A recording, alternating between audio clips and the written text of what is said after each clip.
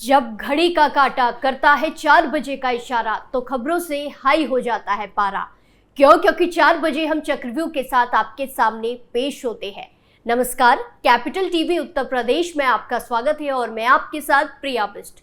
आज चक्रव्यूह में बात होगी यूपी उपचुनाव की तारीखों में आए बदलाव की, बात होगी कांग्रेस के अश्लील वीडियो वाले नेता की, साथ ही बात यूपी मदरसा एक्ट पर आए सुप्रीम कोर्ट के फैसले की और आखिर में बात उत्तर प्रदेश कैबिनेट के बड़े फैसले की। तो चलिए शो शुरू करते हैं। पहली खबर उपचुनाव से जुड़ी है, जहां उत्तर प्रदेश में 9 सीटों पर होने वाले विधानसभा चुनाव की तारीख बदल गई है।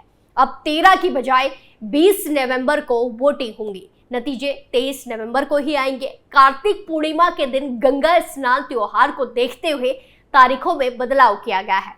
गौरतलब है कि बीजेपी और राष्ट्र लोकदल की तरफ से एक ज्ञापन सौंपकर उपचुनाव की तारीखों में बदलाव की मांग की गई थी। तो ऐसे में सियासी गलियारों में हलचल मच गई है। बीजेपी और रालोद की तरफ से कहा गया था कि पश्चिमी यूपी की मीरापुर, खैर और कुंद्रकी के साथ ही अन्य 6 सीटों पर उपचुनाव होने हैं, जहां 15 अगस्त को कार्तिक पूर्णिमा का पर्व होने की वजह से तमाम श्रद्धालु 2-3 दिन पहले ही गंगा स्नान के लिए प्रयागराज, वाराणसी और हरिद्वार के लिए निकल जाते हैं। ऐसे में वो अपने मत डालने के अधिकार से वंचित रह जाएंगे। वहीं अब वोटिंग की तारीख में बदलाव होने के बाद सियासी हलचल मच गई है, सियासत तेज हो गई है। विपक्षी पार्टियां चुनाव आयोग की निष्पक्षता पर सवालिया निशान खड़े कर रही है। उधर उपचुनाव वाली 9 विधानसभा सीटों पर नामांकन की प्रक्रिया पूरी हो चुकी है। प्रत्याशियों के पर्चों की जांच हो चुकी है। सभी 9 सीटों पर कुल 90 उम्मीदवार मैदान में है। वैसे तो मुख्य मुकाबला बीजेपी और सपा के बीच में है, लेकिन कई सीटों पर बसपा और आजाद समाज पार्टी के प्रत्याशी बीजेपी और सपा का समीकरण बिगाड़ सकते हैं। आपको बता दें कि 2027 में प्रस्तावित यूपी के विधानसभा चुनाव के लगभग 2.25 साल पहले होने वाले उपचुनाव को सियासी दल सत्ता के सेमीफाइनल के तौर पर देख रहे हैं। उपचुनाव वाली सीटें वेस्ट, सेंट्रल, अवध, पूर्वांचल के साथ साथ प्रदेश के लगभग हर क्षेत्र का प्रतिनिधित्व करती हैं। इसीलिए नतीजे संभावनाओं के लिटमस टेस्ट के तौर पर देखा जा रहा है। ऐसे में कौन सी सीट उपचुनाव में अपनी जीत दर्ज करती है, यह देखना दिलचस्प होगा। खबरों में आगे बढ़ते हैं, जहां बीते दिनों बागपत कांग्रेस के जिला अध्यक्ष यूनुस चौधरी का एक वीडियो युवती के साथ अश्लीलता करते हुए वायरल हुआ।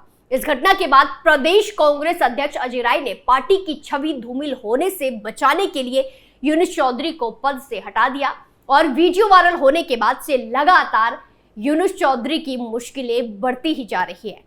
जिला अध्यक्ष पद से हटाने के बाद अब उत्तर प्रदेश कांग्रेस कमेटी की अनुशासन समिति के सदस्य और पूर्व विधायक श्याम किशोर शुक्ला ने यूनुस चौधरी को पार्टी से बाहर का रास्ता दिखाते हुए 6 साल के लिए निष्कासित कर दिया है। इसकी वजह यह है कि प्रदेश अध्यक्ष अजय राय ने उनसे वायरल वीडियो प्रकरण में मामले में स्पष्टीकरण मांगा था, जवाब मांगा था, जिसका जवाब उन्होंने अनुशासन समिति को नहीं भेजा है। उधर इस संबंध में युवती की मां ने आरोपी यूनुस चौधरी के खिलाफ उनकी बेटी के साथ छेड़छाड़ के आरोप में मुकदमा दर्ज कराया है। प्रदेश में उपचुनाव की गहमा गहमी के बीच सियासी तपिश बढ़ गई है। इस मामले में रालोद ने कांग्रेस के पूर्व जिलाध्यक्ष के इस कृत्य की निंदा करते हुए कड़ी कार्रवाई की मांग की है और सभी पार्टियां मांग कर रही है। आपको बता दें कि 1 नवंबर को कांग्रेस के बागपत जिला अध्यक्ष यूनुस चौधरी का सोशल मीडिया पर एक युवती के साथ अश्लील वीडियो वायरल हुआ था, जिसे इसी साल 8 सितंबर को युवती के घर में ही बनाया गया था। वीडियो वायरल होने के बाद बवाल खड़ा हो गया। यूनुस चौधरी के खिलाफ विरोधी खेमा भी सक्रिय हो गया। इसकी जानकारी मिलते ही कांग्रेस का शीर्ष नेतृत्व ने यूनुस चौधरी को पद से हटाकर उनसे जवाब मांगा। उपचुनाव में विरोधी खेमे ने इस मुद्दे को जोर शोर से उठाना शुरू कर दिया है। तो दूसरी तरफ यूनुस चौधरी ने सफाई देते हुए कहा कि ये उनके खिलाफ विरोधियों की एक साजिश है। वीडियो एडिट करके वायरल किया गया है। पीड़िता युवती की मां की तहरीर पर बड़ौद कोतवाली में यूनुस चौधरी के खिलाफ पुलिस ने छेड़छाड़ का मुकदमा दर्ज कराया है। वहीं पूरे मामले में एसएचओ ने कहा कि सोशल मीडिया पर वायरल वीडियो की भी जांच कराई जा रही है और जांच के बाद कार्रवाई की जाएगी। वीडियो में चौधरी पीड़ित युवती के साथ कथित रूप से अश्लील हरकत करते हुए दिखाई दिया था। खबरों में आगे बढ़ते हैं, जहां सुप्रीम कोर्ट ने उत्तर प्रदेश के मदरसों को लेकर एक बड़ा फैसला सुनाया। सुप्रीम कोर्ट ने 2004 के उत्तर प्रदेश मदरसा शिक्षा बोर्ड अधिनियम की वैधता बरकरार रखी है। और कहा है कि ये धर्मनिरपेक्षता के सिद्धांत का उल्लंघन नहीं करता है। मालूम हो कि इलाहाबाद हाई कोर्ट ने 22 मार्च को फैसला सुनाते हुए यूपी मदरसा एक्ट को रद्द कर दिया था। भारत के chief justice DY Chandrachud, justice JB Pardiwala और जस्टिस मनोज मिश्रा की पीठ ने फैसला लिया कि हाईकोर्ट का निर्णय उचित नहीं है। गौरतलब है कि हाईकोर्ट ने उत्तर प्रदेश मदरसा शिक्षा बोर्ड अधिनियम को खारिज कर विद्यार्थियों को अन्य विद्यालयों में भर्ती करने के लिए कहा था, लेकिन अब सुप्रीम कोर्ट ने इस फैसले को पलट दिया है। कोर्ट ने यह फैसला एक्ट में मौजूद कुछ प्रावधानों को छोड़कर दिया है। दरअसल सुप्रीम कोर्ट ने कहा कि 12वीं कक्षा के बाद कामिल और फाजिल का प्रमाण पत्र देने वाले मदरसों को यूपी मदरसा बोर्ड द्वारा मान्यता नहीं दी जा सकती, क्योंकि ये UGC अधिनियम के विपरीत है। फैसले का मतलब है कि यूपी में मदरसे काम करते रहेंगे और राज्य शिक्षा मानकों को रेगुलेट करेगा।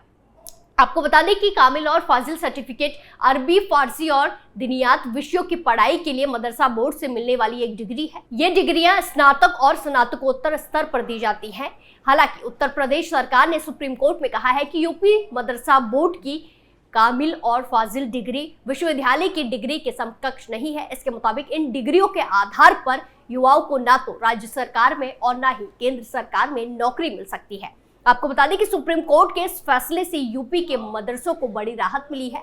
मालूम हो कि कोर्ट ने 22 अक्टूबर को सुनवाई पूरी करते हुए फैसला सुरक्षित किया था। 2004 में मुलायम सिंह यादव के मुख्यमंत्री रहते ये कानून राज्य विधानसभा में पास किया गया था। मार्च में सुप्रीम कोर्ट ने हाई कोर्ट के फैसले पर अंतरिम रोक लगा दी थी, जिसके चलते मदरसा एक्ट के तहत मदरसों में पढ़ाई अभी चल रही है। यूपी के 16,000 से ज्यादा मदरसों में 12 लाख से अधिक छात्र पढ़ाई करते हैं। उत्तर प्रदेश में पुलिस महकमे में मुखिया का चयन अब राज्य की सरकार खुद कर सकेगी, यानी कि मुख्यमंत्री अपने पसंद के चेहरे को राज्य का पुलिस महानिदेशक यानी कि DGP बना सकेंगे। दरअसल मुख्यमंत्री योगी आदित्यनाथ की PM मोदी के साथ मुलाकात के बाद सोमवार को कैबिनेट की बैठक हुई। बैठक में योगी सरकार ने पुलिस महानिदेशक के चयन एवं नियुक्ति के लिए नियमावली 2024 को मंजूरी दे दी है। नए नियमावली के जारी होने के बाद अब यूपी में DGP के सिलेक्शन में केंद्र यानी कि UPSC का दखल एक तरह से नहीं रह जाएगा। अब ना तो राज्य सरकार को 5 अधिकारियों के नाम का पैनल भेजना पड़ेगा और ना ही वापस आए 3 नामों में से किसी एक पर मुहर लगानी होगी।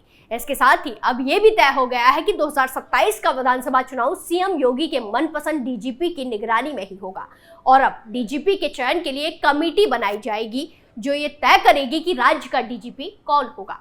इस कमेटी का गठन हाईकोर्ट के रिटायर्ड जज की अध्यक्षता में किया जाएगा। इस कमेटी के मुख्य सचिव संघ लोक सेवा आयोग द्वारा नामित अधिकारी, उत्तर प्रदेश लोक सेवा आयोग के अध्यक्ष या नामित अधिकारी, अपर मुख्य सचिव गृह बतौर DGP कार्य कर चुके एक सेवानिवृत्त DGP सदस्य होंगे। कमेटी द्वारा चयनित DGP का न्यूनतम कार्यकाल 2 साल का निर्धारित किया गया है।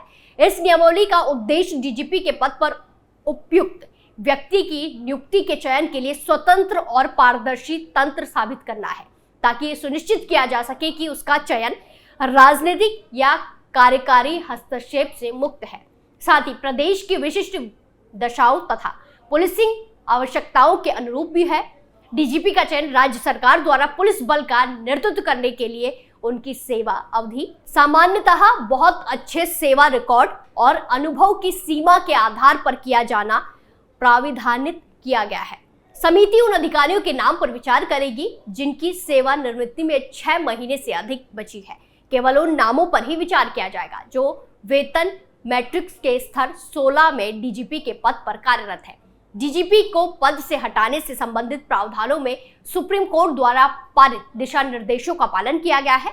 किसी आपराधिक मामले में या भ्रष्टाचार के मामले में या यदि वो अन्यथा अपने कर्तव्यों और दायित्वों का निर्वहन करने में विफल है तो राज्य सरकार द्वारा उन्हें 2 साल की अवधि पूरी होने से पहले जिम्मेदारियों से मुक्त किया जा सकता है। वर्तमान में प्रशांत कुमार कार्यवाहक DGP है और मई 2025 में वो रिटायर होंगे। वहीं योगी सरकार की भी यही मंशा लगती है कि प्रशांत कुमार को ही नई व्यवस्था में पहला DGP बनाया जाए। नए DGP बनने के बाद उनके पास न्यूनतम 2 साल का कार्यकाल होगा। अगर सब कुछ ठीक रहा तो इस बात की पूरी संभावना है कि 2027 का विधानसभा चुनाव प्रशांत कुमार के DGP रहते ही होगा, चक्रव्यूह में फिलहाल के लिए इतना ही, फिर पेश होंगे सनसनीखेज खबरों के साथ। बाकी तमाम खबरों के लिए देखते रहिए कैपिटल टीवी उत्तर प्रदेश। नमस्कार।